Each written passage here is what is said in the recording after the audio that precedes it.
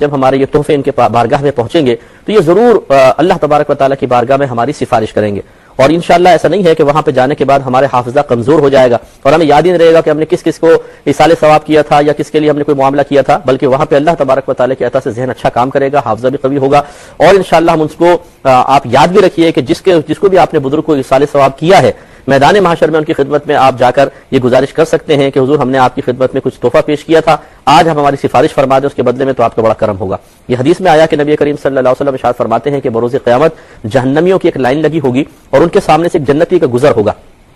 تو ان جہنمیوں میں سے ایک شخص آگے بڑھ کر کہے گا کہ اے شخص تو مجھے پہچانتا ہے؟ تو وہ جنتی انکار کرے گا کہ نہیں، میں تو تمہیں نہیں پہچانتا ہوں. تو وہ جہنمی اس کو یاد دلائے گا کہ یاد کرو میں نے دنیا میں تمہیں ایک گلاس ایک پیالہ پانی پلایا تھا.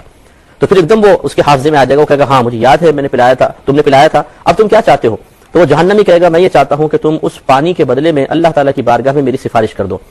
تو وہ جنتی بارگاہ الہی میں عرض کرے گا یا رب کریم اس پانی پلانے کے احسان کے بدلے میں تو اس کے حق میں میری شفاعت قبول کر لے. تو اللہ تبارک و تعالیٰ اس کی سفارش قبول کرتے ہوئے اس شخص کے لیے بھی بخشش و مغفرت کے پروانے جاری کر دے گا.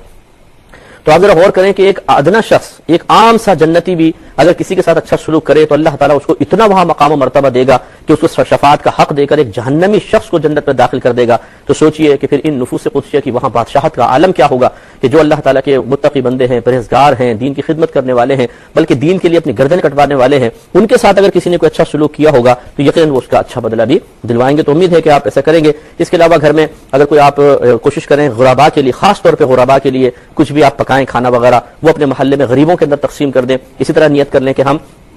ان شہدائے کربلا کی خدمت اقدس میں خاص طور پر اس کھانے وغیرہ کا جتنا بھی ثواب ہوگا ان تک پہنچا رہے ہیں. یہ یاد رکھیں کہ عمل صرف اللہ کے لیے ہوگا، صرف اور صرف اللہ تبارک و تعالیٰ کے لیے. کوئی بھی نیک عمل کسی مخلوق کے لیے نہیں ہوتا ہے، وہ اللہ تعالیٰ کی رضا کے لیے ہوتا ہے. آپ اللہ کی رضا کے لیے کام کریں اور پھر اس یقین کے ساتھ کہ اللہ تبارک و تعالیٰ اس نیک عمل پر ہمیں ثواب عطا فرمائے گا، اس ثواب کو کسی کو آپ ایصال کر دیجئے. تو انشاءاللہ اس میں ناجائز کوئی معاملہ رہے گا نہیں، سب جائز ہوگا. اور انشاءاللہ دنیا میں نے عرض کیا کہ بعض اوقات دنیا میں بھی ظاہر ہو جاتا ہے لیکن ہر ایک پہچان نہیں پاتا ہے، لیکن میدان محشر میں تو انشاءاللہ فزیکلی طور پہ آپ یہ دیکھیں گے کہ وہاں پر ان چیزوں کا ہمیں کتنا بہترین بدلہ عطا کیا جائے گا. نبی کریم صلی اللہ علیہ وسلم اور آپ کے خاندان والے، آپ کی آل، اگر کوئی ان کے ساتھ معاملہ احسان کرتا ہے تو وہ اس کے احسان کو رکھتے نہیں ہیں بلکہ اس کا بدلہ عطا فرماتے ہیں. لیکن یہاں یہ بات ضرور وضاحت طرف ہے کہ اگر کوئی ان کے ساتھ اچھا سلوک کرتا ہے تو اس کو احسان سے تعبیر کرنا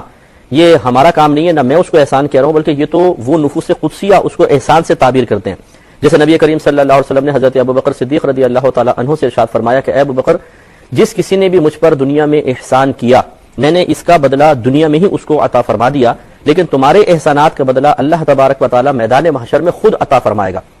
اب دیکھیں صدیق اکبر رضی اللہ تعالیٰ عنہ نے جو کچھ نبی کریم صلی اللہ علیہ وسلم کی خدمت کی یا دین کی خدمت کی، یقینی سی بات ہے وہ ان کے لیے سعادت ہے، کوئی احسان تو نہیں ہے. لیکن ہمارے نبی کریم صلی اللہ علیہ وسلم کی عاجز انکساری ہے اور یہ ایک بڑا پن ہے، ایک اعلیٰ ظرفی ہے کہ آپ اپنے غلاموں کے اپنے ساتھ کیے گئے اچھے سلوک کو احسان سے تعبیر کر رہے ہیں. تو ہم بھی اگر سید حضرات سے، آل رسول سے یا نبی کریم صلی اللہ علیہ وسلم سے کوئی اچھا معاملہ کرتے ہیں، ان کے ساتھ کوئی اچھا رویہ رکھتے ہیں، کوئی اچھی صورتحال ہم اختیار کرتے ہیں جو ہماری خدمت ہے، ہمارے لیے سعادت ہے، تو ہم اسے احسان نہیں کہہ سکتے. ہاں وہ نفوس قدسی اس کو احسان سے تعبیر کرتے ہیں. اس اعتبار سے میں نے لفظ احسان بیان کیا کہ اگر کوئی ان کے ساتھ کوئی احسان والا معاملہ کرتا ہے، اچھا معاملہ کرتا ہے، تو یہ اس کا بدلہ رکھتے نہیں ہیں بلکہ ضرور عطا فرماتے ہیں. دنیا میں بھی عطا فرماتے ہیں، آخرت میں بھی عطا کریں گے. اور انشاءاللہ تعالی